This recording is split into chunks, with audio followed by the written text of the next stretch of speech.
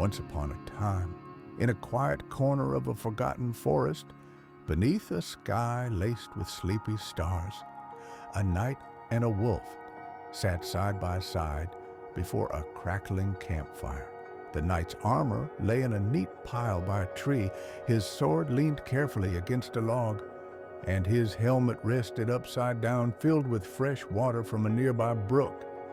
The wolf, massive and silver gray with eyes like misted moonlight, lay curled with its bushy tail wrapped around its paws, ears twitching at the rhythm of the fire's pop and hiss. They were an unusual pair, to be sure. Knights and wolves were not known for sitting together in peace, but this was no ordinary knight, and certainly no ordinary wolf. The knight's name was Sir Dorian of Windmere, once a fierce defender of the northern peaks. His name had echoed through ballads and battlegrounds alike, but those days were behind him now. Sir Dorian had traded glory for quiet, and he wandered not to conquer, but to remember how to breathe without the weight of war. The wolf was called Thorn, and he was old, older than the stones of Windmere's highest tower. He was a creature of ancient woods and older magic, a guardian of secrets buried beneath moss and roots. Most who saw him would run or freeze in awe, but not Sir Dorian, and that was why they became companions. They had met on a cold autumn evening, much like this one, when the leaves fell like embers and the wind whispered in old tongues. Sir Dorian had built a fire just as he had tonight, and Thorn had appeared from the trees, not stalking, not snarling, simply arriving as though he had always meant to be there. They had shared silence that night, and from then on they walked together, not speaking, not needing to. Some souls simply understand each other, even if one has paws and the other boots. Tonight, the forest was at peace. The fire glowed soft and steady, wrapping everything in its sleepy warmth. Crickets sang distant lullabies, and owls called gently to one another, their voices low and slow. Sir Dorian leaned back against a log, eyes half closed, polishing a small wooden carving in his hands, a tiny horse, worn smooth from countless touches, a gift for a child he'd once known, or maybe a memory. The past blurred like dreams after waking. Thorn shifted beside him and gave a great sigh, the kind that comes from deep in the belly and carries 100 seasons. Sir Dorian smiled without turning. "You think I should sleep too?" Thorn thumped his tail once in reply, a single solid sound on the soft forest floor. The knight chuckled. "All right then, but only if you tell me a story first." The wolf blinked slowly, as if considering the request. Then, as if in answer, he tilted his head to the night sky, where clouds drifted like faded ships across a sea of stars. And though he did not speak with words, a story rose in the air between them, carried on the scent of pine and smoke. It was a story of an old forest, older than any man's map, of a tree so tall its branches touched the stars, and roots so deep they curled around the world's heart. It was a story of creatures who guarded the woods, not with weapons, but with memory and magic and quiet strength. Thorn's tale told of battles, yes, but of those fought not with blade or fang, but with patience and time, of storms weathered, of seasons endured, of friendships that needed no explaining, and of the peace that came when words fell away and only presence remained. Sir Dorian listened with his eyes closed, hearing everything and nothing, dreaming with his ears. The fire crackled, the stars wheeled overhead in their slow, eternal dance. The night's breathing slowed, deepened, and beside him, Thorn lowered his great head to his paws, ears flicking once more at the quiet world. They stayed that way for a long time. Night and wolf, fire and forest, dream and memory. When the flames dwindled to soft embers and the moon rose high and round above them, they slept together, at peace, and somewhere far beyond the reach of roads or reasons, the forest kept watch, holding their story gently in its roots and shadows, where only the quietest hearts might ever hear it. The night deepened, wrapping the forest in velvet shadows. Somewhere in the branches above, a gentle breeze stirred the leaves, rustling them like pages of a book being slowly turned. The trees leaned in, tall and kind, as if listening to the hush that had fallen over the campfire. Only the soft crackle of coals and the rhythmic breath of sleeping souls remained. But the forest was never truly still. Beyond the clearing where the night and the wolf rested, small lives continued. A family of rabbits nestled in their burrow, twitching in dreams of green meadows. A curious fox padded silently near the edge of the campfire light, nose twitching, sensing the strange peace between man and beast. It did not approach, it only watched, head tilted, before melting back into the trees. The stars above wheeled slowly onward, great guardians in the sky, and as they turned, so too did dreams stir in Sir Dorian's sleeping mind. He dreamed of water, calm, glass-like lakes that mirrored the sky. He walked barefoot along the banks, armor gone, sword forgotten. In this dream, he carried only a staff, carved with runes he did not know how to read but somehow understood. Birds flew in lazy circles above him, and every step felt as though he were walking not on dirt or stone, but on memory. In the dream, Thorn was beside him, younger, larger still, his fur glowing faintly with silver light. They didn't speak, but they moved in unison, through woods untouched by man, past waterfalls that whispered secrets, across meadows where time seemed to sleep. And then they came to the tree, the one from Thorn's unspoken story, towering ancient, its bark as dark as night, its leaves shimmering like moonlight on snow. It was the heart of the forest, and in the dream, Dorian knew they had been walking to it forever. He reached out and touched the bark, and something happened, not loud, not bright, but deep, like a chord struck at the center of the world. The dream shimmered, the forest pulsed, and the night felt his heart slow, stretch, settle, not as though it were stopping, but as though it had found the right rhythm after a long time beating too fast. Then Thorn looked at him. Not the dream Thorn, but the real one. Somehow, in both dream and waking, their eyes met. Dorian opened his eyes. The fire had gone to embers. A soft mist had crept in, curling low across the ground, glowing faintly in the moonlight. Thorn was still beside him, awake, ears perked, as if he too had seen something beyond the veil of sleep. "You saw it, didn't you?" Dorian murmured. Thorn didn't nod, didn't speak. He only blinked slowly, eyes wise and deep and full of things unspoken. The night smiled faintly. "Good, I wasn't sure if it was just me." And then, without fear or hesitation, Sir Dorian leaned back once more, settling against the earth. He was warm, despite the chill in the air. The fire might have dimmed, but the forest itself seemed to glow, as though it had drawn their shared dream into its roots. Thorn stretched long and low and curled again, this time resting his heavy head against Dorian's boot. Neither of them needed more words.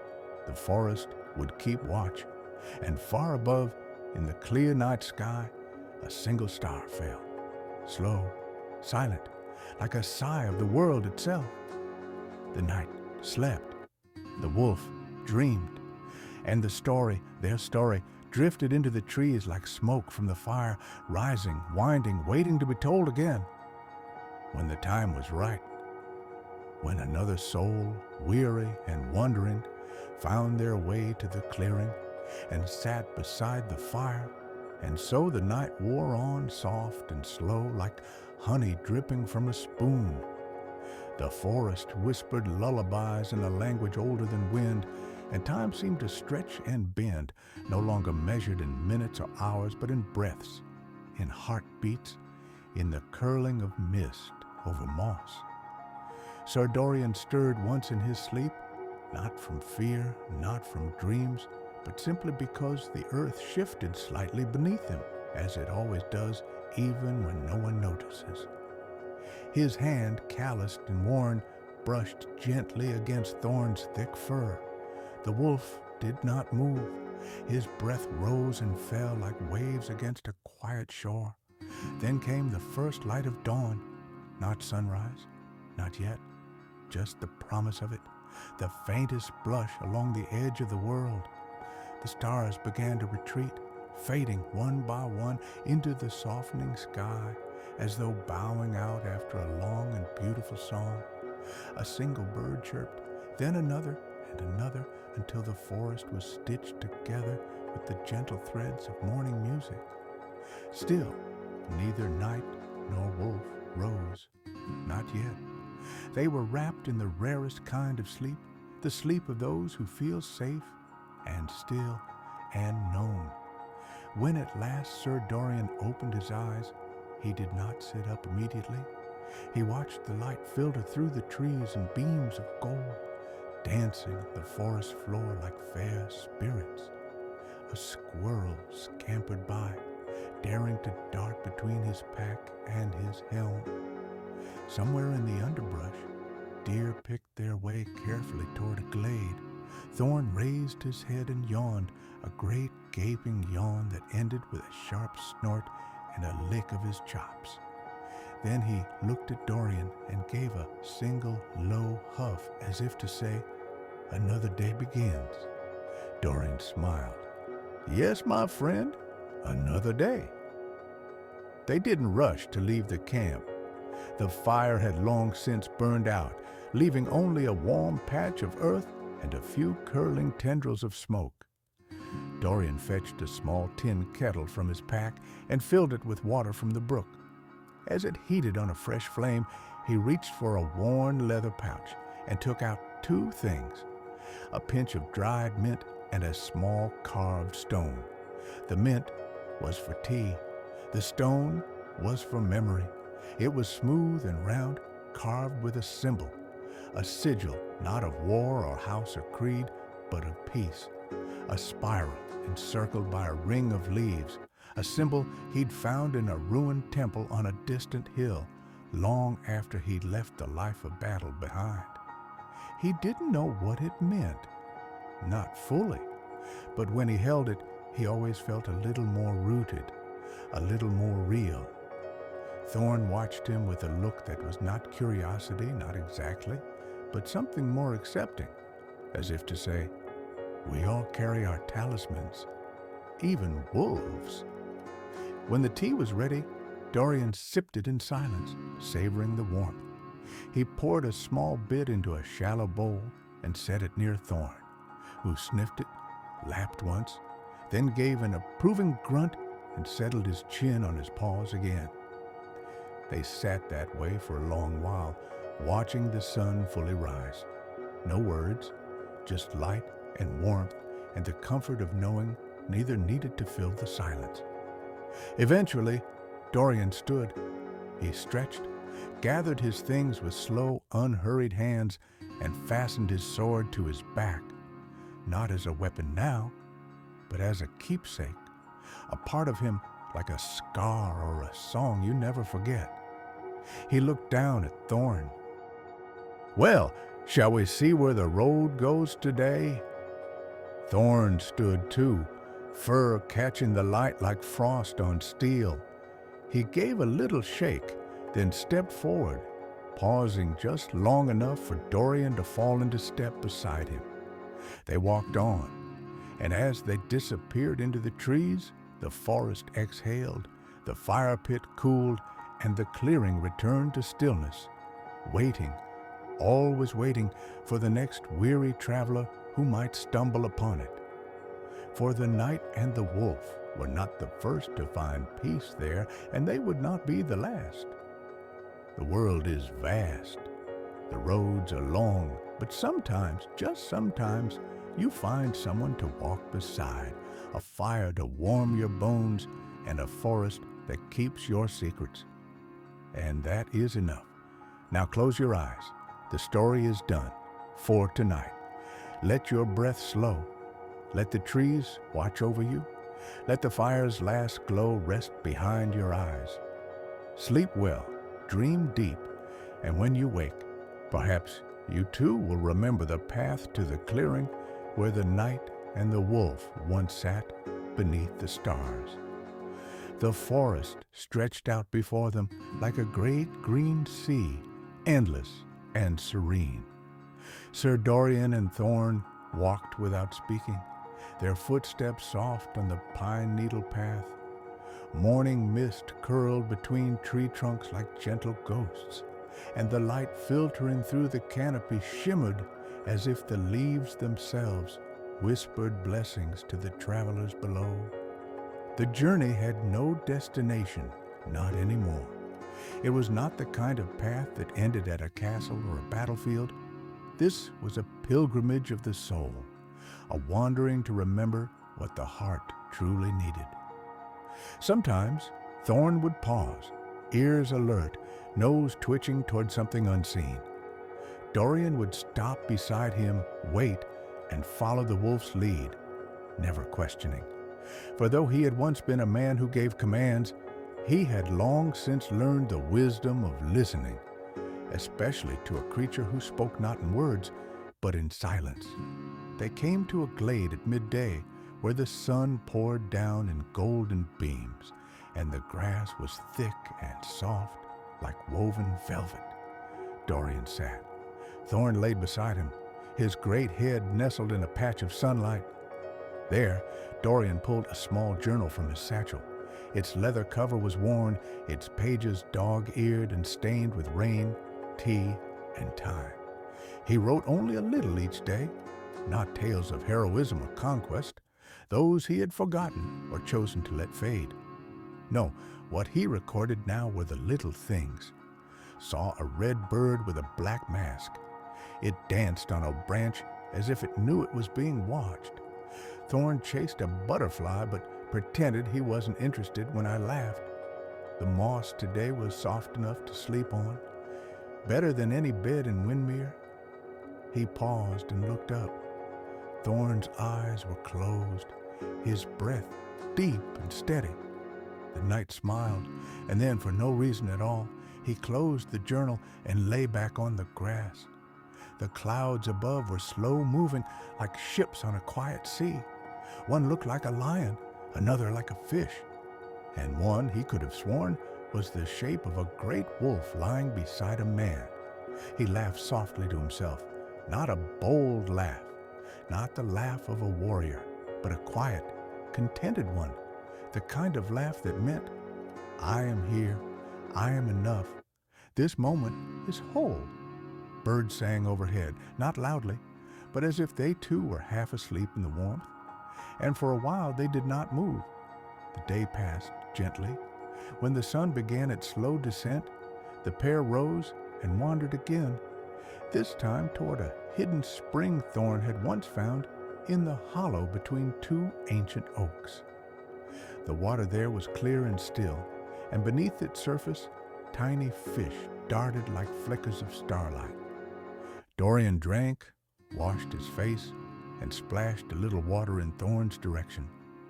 The wolf blinked slowly, unimpressed, then padded into the pool and waded deep until his silver fur gleamed like moonlight beneath the ripples. They lingered at the spring until dusk, and just as the first stars reappeared above the trees, they found a place for camp once more. Another small clearing, ringed with stones and shielded from the wind by a fallen log. Dorian built a fire again. He always built it the same way. 3 sticks for the base, then kindling, then the larger logs in a careful pyramid. Thorn always watched, as if he were the fire's first audience.